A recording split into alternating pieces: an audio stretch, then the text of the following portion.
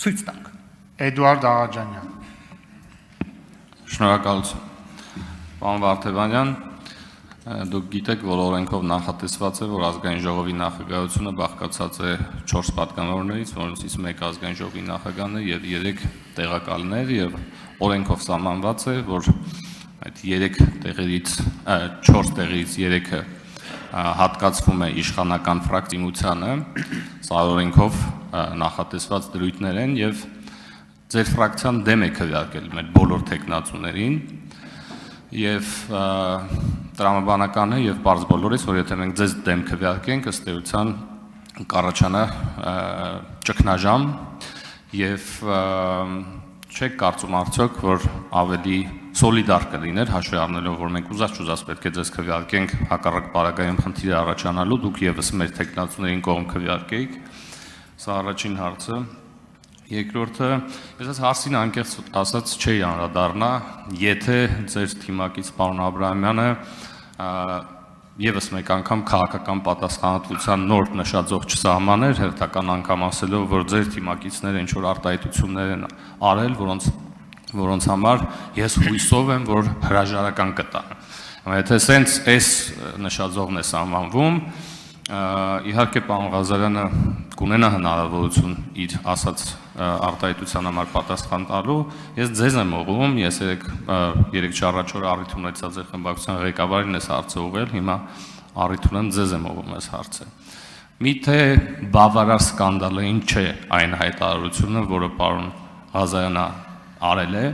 որպեսզի ոչ միայն հրաժարական տա, այլ ընդհանրապես ի սկզբանե չհայտնվեր ձեր ցուցակում։ Ես ուրեմն հասկանամ, սա ինչ մեսիջ է հանրությանը, երբ որ այս մարդը հայտնվում է ձեր ցուցակում եւ հայտնվում է ազգային ժողովում եւ արդյոք եւ միգուցե դուք ընդհանրապես այդ պահի չեք իմացել, որ ինքը այս հայտարարությունը արել, այլ միգուցե սա էլ է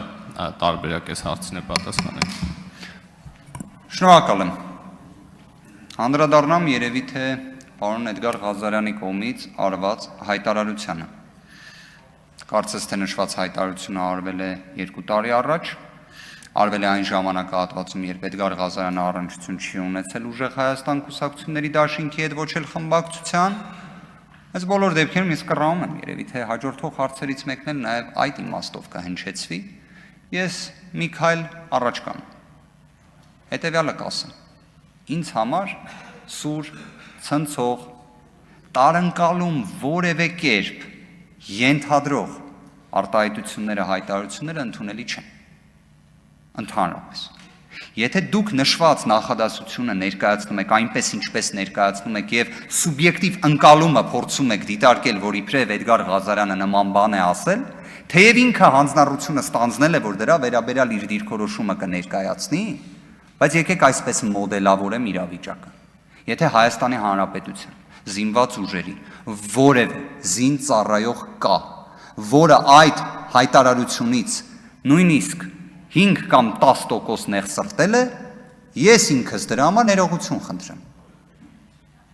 Ես սիրով ներողությունը խնդրեմ, բայց մի հատ բան էլ առաջարկեմ։ Առանց որևէ քաղաքական, այսպես ասած, մարտավարական ձևի։ Եկեք այդ մոտեցմանը հենց տենց էլ նայենք այլ դեպքերում եւս։ Օրինակ, ներողություն խնդրել զոհված զինծառայողների ծնողներից, որոնց ոստիկանության բավականին հաղթանդամ մեծ ձեռքերով եւ գլխով ոստիկանները ոտու ձեռք արած հանում են եռաբլուրից։ Եկեք ներողություն խնդրենք այն իրավիճակի համար, երբ Նիկոլ Փաշինյանը, որը այլևս դա չարեց, ասում էր, բա ինչի համար դուք չեք զոհվել։ Այս նախադասությունը պարզ է, չէ՞, որ ինքը սուր, ցնցող, սուր, տեղ-տեղ վիրավորական, բացասական էմոցիա առաջացնող արտահայտություն է։ Եկեք նույնն էլ դուք արեք։ Տեսակ, չէ, ես չեմ արել, չէ, այդ արտահայտությունը, բայց ես այդ դժվարությունը չունեմ բառերը ասելուց։ Որովհետև եթե խոսում ենք մեր հայրենակիցներից որևէ մեկի նեղվածության մասին, ներողությունը դժվար բան չի, թող դա լինի դժվարությունը, ժողովուրդ ջան, թող դա լինի դժվարությունը, իսկապես նույնիսկ թող դա լինի հավաքական մաղթանքներից մեկը, թող Հայաստանի Հանրապետությունում այլևս դժվարությունը լինի Ներողություն խնդրել, չխնդրել։ Արձագանք։ Շնորհակալություն, պարոն Վարդևանյան, ողջունում եմ, որ դուք պատրաստական եք ներողություն խնդրել ձեր գործընկերոջ համար, այնուամենայնիվ ակնկալիքս ամենևին դա չէր, ես ուզում եի հասկանալ տրամաբանությունը, թե ոնց է ինքը հայտնվել ձեր ցուցակում։ Երկրորդը, ինչ վերաբերվում է մեր քաղաքական թիմի անդամների կողմից հնչած տարատեսակ հայտարարություններին, ես կարծում եմ նախ համեմատելու եզրեր ուղղակի չկան, եւ եթե խոսում ենք կոնտեքստից կտրելու մասին, երկու տեսանյութերը առկա են եւ մեր հանրությունը կոնտեքստներին երկուսին էլ կարող է ծանոթանալ։ Եվ